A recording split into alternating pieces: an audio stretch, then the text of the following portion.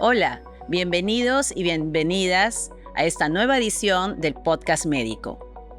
Hoy vamos a hablar de un tema interesante relacionado al fenómeno del Niño. Ante este fenómeno que ocurre cada cierto número de años en el país, sabemos que va a haber un aumento en las lluvias y que esto va a causar inundaciones. Entonces, existen una serie de enfermedades a las que estamos expuestos, las diferentes comunidades afectadas por el fenómeno del Niño van a estar expuestos debido a este aumento de las lluvias. Y para hablar de eso, contamos hoy día con la participación del doctor Fernando Mejía, quien es especialista en enfermedades infecciosas y medicina tropical del Hospital Cayetano Heredia y también es docente de la Facultad de Medicina. ¿Cuáles serían esos primeros problemas que van a ocurrir cuando empiezan las lluvias? Hay varias cosas, ¿no? Como bien has mencionado, las lluvias y las inundaciones lo que van a producir es un colapso total del sistema sanitario agua y desagüe, ¿no? Ambos. Y esto va a llevar a que las personas no tengan agua segura. Entonces, y por consiguiente, van a buscar agua y van a almacenar.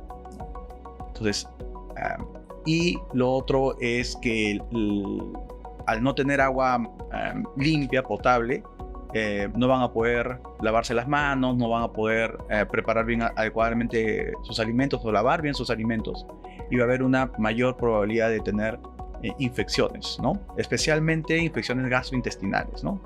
Hay muchos casos, muchos reportes de brotes post inundaciones, post desastres naturales, de diarreas por salmonela, diarreas por shigella, diarreas por cólera. Entonces, las personas tienen que estar alertas, ¿no? O sea, en el sentido de tratar, si bien es cierto, no va a haber agua potable, hay que ir pensando, uno, cómo acumular de forma adecuada, y dos, cómo potabilizar el agua o hacer que sea un poco más segura, o cómo se podría reemplazar, por ejemplo, algo tan importante como es el lavado de manos para comer alimentos con otras sustancias, ¿no? Y ya que nos comentas que en estas situaciones, ¿no?, que son casi, llamámosle, desastres, van a haber muchas personas que van a experimentar esta diarrea. ¿Qué signos identificar para llevar a estas personas en búsqueda de atención médica? Lo primero es que no hay que alarmarse mientras una persona esté con buen estado de ánimo, tolere vía oral. O sea, ¿qué significa? Que tome líquidos, ¿no? Si una persona puede tomar líquidos, lo más importante cuando uno sufre una diarrea es hidratarse, ¿no? E hidratarse con cualquier líquido en realidad, ¿no? No necesitas tener necesariamente la fórmula que se compra, no es así, ¿no? Pero hay grupos especiales de riesgo, ¿no? Que sí hay que estar vigilando muy de cerca. Los niños muy pequeños, los extremos de la vida, ¿no? Los ancianos que a veces no sienten la sed y se están deshidratando y pueden llegar en muy mal estado, o las personas con comorbilidades, ¿no? Por ejemplo, una mujer embarazada, pacientes cardiópatas, ellos son los grupos de riesgo que hay que estar vigilando, ¿no? Es importante no automedicarse con antibióticos, ¿no? Porque un buen porcentaje de estas enfermedades diarreicas se van a autolimitar. Entonces, ¿cómo? Con el paso de los días, ¿no? Normalmente dura unos pocos días y no requieren más que reposo, calmar el síntoma e hidratarse. Hidratarse es quizás lo más importante.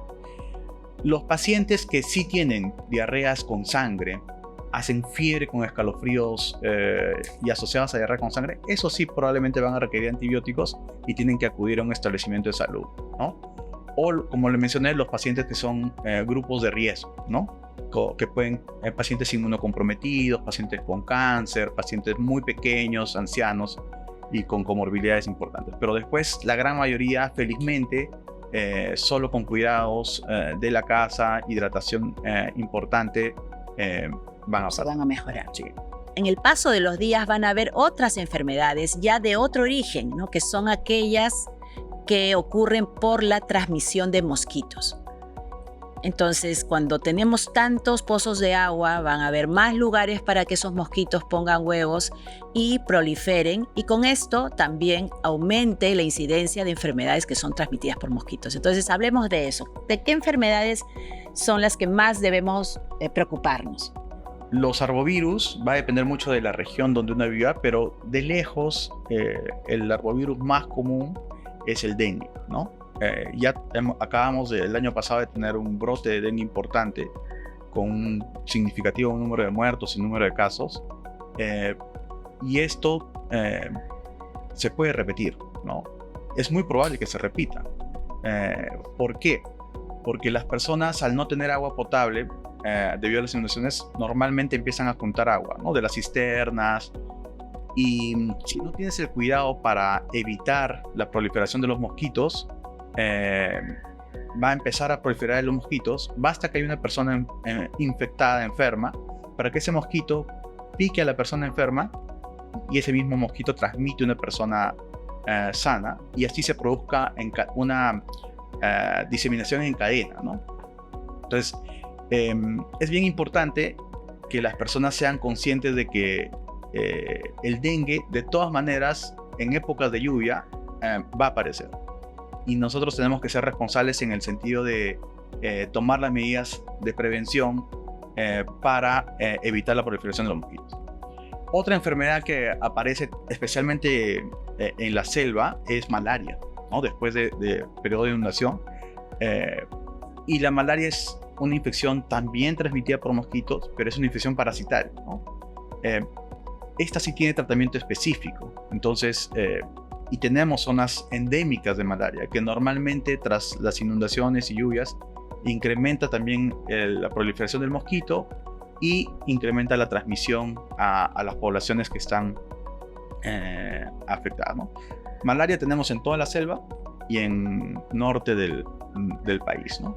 Entonces, creo que esas dos son las más importantes. Pueden haber otros tipos de infecciones transmitidas por mosquitos, como Zika, chikungunya, que hay que estar en vigilancia, el Instituto Nacional de Salud, ¿no? Con su centro de epidemiología, pero las más importantes creo que son dengue y malaria. En el caso del dengue, ¿no? Que ha ocurrido, recuerdo en el año 2007, un gran aumento de los casos tras el fenómeno del Niño en Piura, en Lambayeque, en Tumbes, y que esperamos que vaya a ocurrir, ¿no? Que lo más probable es que vaya a ocurrir si hay muchas lluvias durante este periodo del fenómeno del Niño, vuelva a ocurrir estas epidemias de dengue. ¿Cómo las comunidades, los hogares se pueden preparar, digamos desde ahora, para prevenir un poco, mitigar un poco el crecimiento de estos mosquitos? Lo primero que quisiera decir es que la prevención es tarea individual y es tarea de los gobiernos locales, ¿no? Entonces, no siempre hay que echar la culpa al gobierno local, ¿no? O sea, porque muchos creen que, por ejemplo, la fumigación es una medida muy efectiva y no es así, ¿no? Quizás la mejor medida para evitar el dengue es la eliminación de los reservorios, el control vectorial, ¿no? En el sentido de que sin mosquito no hay dengue. Y el mosquito normalmente después de lluvias, el agua que se acumula, en esa agua es donde se produce la proliferación de la larva. Entonces hay que eliminar todo de la casa, ¿no? Y alrededores de la casa todo elemento que acumule agua, ¿no? Y eso es bien importante, porque el mosquito no es que venga de 2 cuadras a mi casa a picarme. El mosquito tiene una distancia bien corta de movimiento. Entonces, cuando hay un caso de dengue en una casa y hay mosquitos alrededor, probablemente esa casa tiene reservorios. Entonces, pero no sabemos identificarlos, no sabemos eliminarlos, no nos enseñan, ¿no? Y eso es parte también de la educación, ¿no? O sea, la educación en el control de dengue es muy importante, porque el control vectorial no basta solo con fumigar. Quizás esa es la medida menos efectiva cuando se compara con la eliminación en la casa o alrededores de los reservorios. O sea, el ministerio, yo siempre digo, ¿no? El Ministerio de Educación, todo o gran mayoría de los hogares en el Perú tienen un niño. Entonces los niños deberían ser los encargados de buscar los reservorios y eliminar el mosquito, ¿no? O sea, es una medida pero nadie no nos enseña, no nos obligan como tarea de colegio a hacer, ¿no? Entonces esa es una de las medidas, ¿no? ejemplos de reservorio, por ejemplo. Ejemplo de reservorio, un plástico, Una botella de plástico. botella, una tapita de plástico, jarrones, botellas que estén, cualquier cosa que acumule un poco de agua, ¿no? O sea, en zonas lluviosas la lluvia finalmente cae y cualquier cosa que acumule un poco de agua, ahí va a aparecer el moco. Entonces, si nos enfrentamos a este aumento de casos de dengue, va a ocurrir que, como ha ocurrido hace muy poco con el COVID, los espacios de atención, los centros de salud, los hospitales se llenan de pacientes. Van a ocurrir muchos casos de dengue. Y deberíamos, ¿no?, aprender un poquito a identificar en qué casos sí el paciente con dengue tiene que ir al hospital, ¿no? En qué casos sí deberíamos conocer, ¿no?, en la medida de lo posible. Así que podemos repasar un poquito qué cosas son esos signos fáciles de buscar para que las personas sepan cuándo ir al hospital. Solo para mencionar de que el año pasado, ¿no?, hubieron cerca de 250,000 casos de dengue en el Perú. O sea, fue un brote bastante grande. Y un 10% de esos casos, o sea, alrededor de 30,000, tuvieron signos de alarma. Ahora vamos a hablar un poco de lo que son los signos de alarma.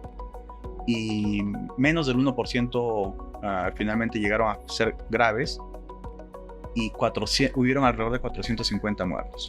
Que es un número importantísimo. Un número altísimo. O sea, hay que mencionarse, es un número altísimo.